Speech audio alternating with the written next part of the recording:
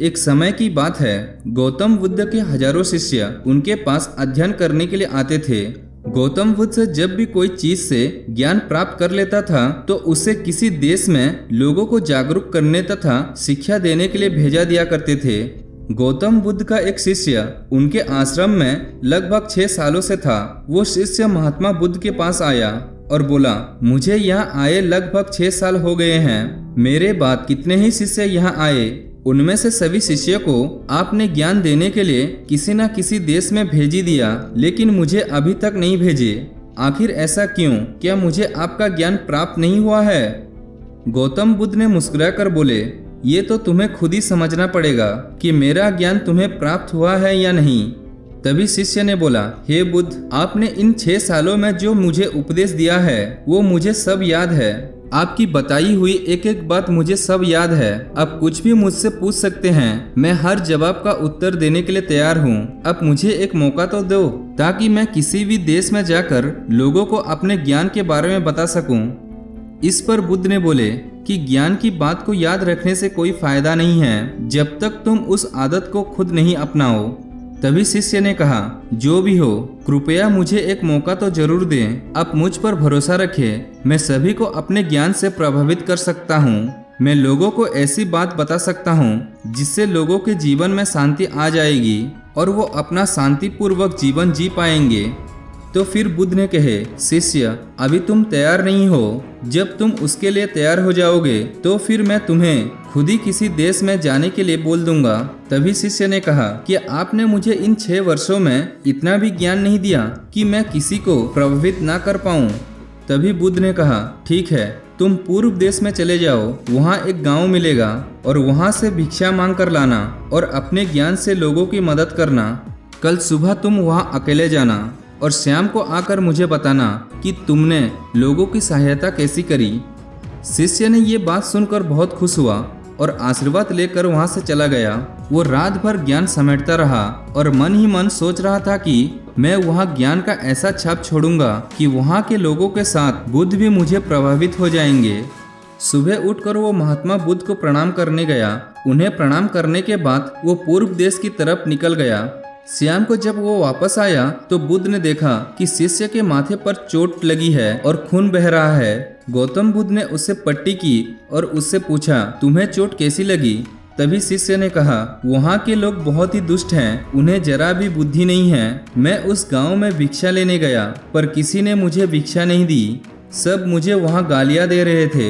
एक व्यक्ति ने भिक्षा तो दी थी लेकिन नीचे फेंक कर और कहा, इसे उठा लो। मैंने उन्हें काफ़ी समझाया लेकिन मेरी बात सुनने को तैयार ही नहीं थे। उन्होंने मेरे साथ लड़ाई की जिससे मुझे चोट लग गई। बुद्ध, अब मुझे दूसरी जगह भेजिए जहाँ के लोगों में ज्ञान हो, वो इस तरह के ना हो। गौतम बुद्ध ने उसके शिष्य के बात सुनकर मुस्कुराए और बोले, अगर दूसरे गांव में भी ऐसे ही गांव के लोग होंगे तो तब तुम क्या करोगे? तभी शिष्य ने कहा, हे बुद्ध, मैं ऐसे लोगों को कोई भी ज्ञान नहीं दे सकता। वहाँ लोग अज्ञानी हैं, उन्हें कौन समझाए? तभी बुद्ध ने कहा, वहाँ के लोग अज्ञानी नहीं बल्कि ज्ञानी हैं। उनके पास बहुत ज्ञान है परंतु उनके पास उनका खुद का ज्ञान है। अब अगर तुम किसी दूसरे के ज्ञान हो चोट पहुँचाएंगे तो वो कुछ तो करेंगे ही। तुम्हें ऐसे लोग हर जगह मिलेंगे, तब तुम अपना ज्ञान उन्हें कैसे दोगे? तब बुद्ध ने कहा, आज तुम आराम करो, कल शाम को मेरे पास आना। शिष्य ने बुद्ध को प्रणाम करके चला गया। अगली शाम जब वो वापस बुद्ध के पास आया तब वहाँ बुद्ध के पास और एक शिष्य मौजूद थे। उसके हाथ में भी चोट लगी हुई थी। गौतम बुद्ध ने शिष्य के हाथ पर चोट को देखे और उस पर पट्टी की और उसे पूछा, तुम्हें ये चोट कैसी लगी? तब शिष्य ने कहा, आपने पूर्व की ओर एक गांव में मुझे जाने के लिए कहा था तो वहीं मुझे चोट लगी। बुद्ध ने कहा, वहाँ तुम्हारे साथ क्या क्या हुआ था मुझे बताओ। तब शिष्य ने कहा, वहाँ पर मैंने सबसे भिक्षा मांगी लेकिन किसी ने भी भिक्षा नहीं दी। एक व्यक्ति जिसने भिक्षा दी थी तो वो जमीन पर फेंक कर दी थी और कहा, उसे उठा लो। तो मैंने उसे उठाकर अपने झोले में रख लिया और मैंने उसे सफल होने का आशीर्वाद दिया। तब उस व्यक्ति ने मुझसे कहा, आप बड़े अजीब लगते हो, मैं आपका अपमान कर रहा हूँ और आप मुझे आशीर्वाद दे रहे हैं। तो मैंने उनसे कहा कि आप दानी हो, आपने मुझे दान दिया है इसलिए मैं आपको आशीर्वाद दे रहा हूँ। फिर मैं वहाँ से आ गया। तो कुछ लोगों ने मुझे वहां से वापस जाने के लिए कहा। उन्होंने मुझ पर दुष्टभाव किया और मुझ पर पत्थर भी फेंके, जिससे मुझे चोट लग गई। और जब मैं वापस आ रहा था तो रास्ते में मैंने एक माँ को रोते हुए देखा। वो अपने बीमार बच्चे को लेकर चिंतित थी। मैं तुरंत जंगल से जाकर उसके लिए जड़ी बूटी लाया, लेकिन वहाँ के कुछ लोग जड़ी बूटी देने नहीं दे रहे थे। फिर मैंने उनसे विनती की कि मुझे उस बच्चे का इलाज करने दें। उसके बाद वो जैसा कहेंगे मैं ठीक वैसा ही करूँगा। फिर जिस व्यक्ति ने मुझे भिक्षा दी थी उसने गांव वालों को समझाया। तब उन्होंने मुझे उस बच्चे को जड़ी बूटी लगाने दी।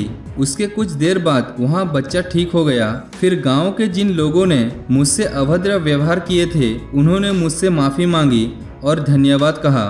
फिर मैं वहाँ से वापस आ गया।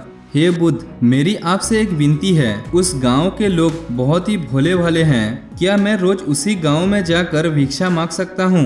यही सभी बातें पहले शिष्य खड़ा होकर बड़े ही ध्यान से सुन रहा था। उसने ये बात सुनते ही बुद्ध के चरणों में गिरकर कहा, हे बुद्ध, मैं समझ गया हूँ कि अभी मैं उस लायक नहीं हुआ हूँ कि मैं दूसरों को ज्ञान दे सकूं। बुद्ध ने कहा, हमें बाहर वैसे ही लोग दिखाई देते हैं। जब तक स्वयं को नहीं बदला सकते तब तक किसी को नहीं बदल सकते हैं। खुद में बदलाव लाना ही जरूरी है। तो दोस्तों, ये स्टोरी आपको अच्छे लगने से इसे लाइक और शेयर जरूर करना। मिलते हैं एक नई स्टोरी में।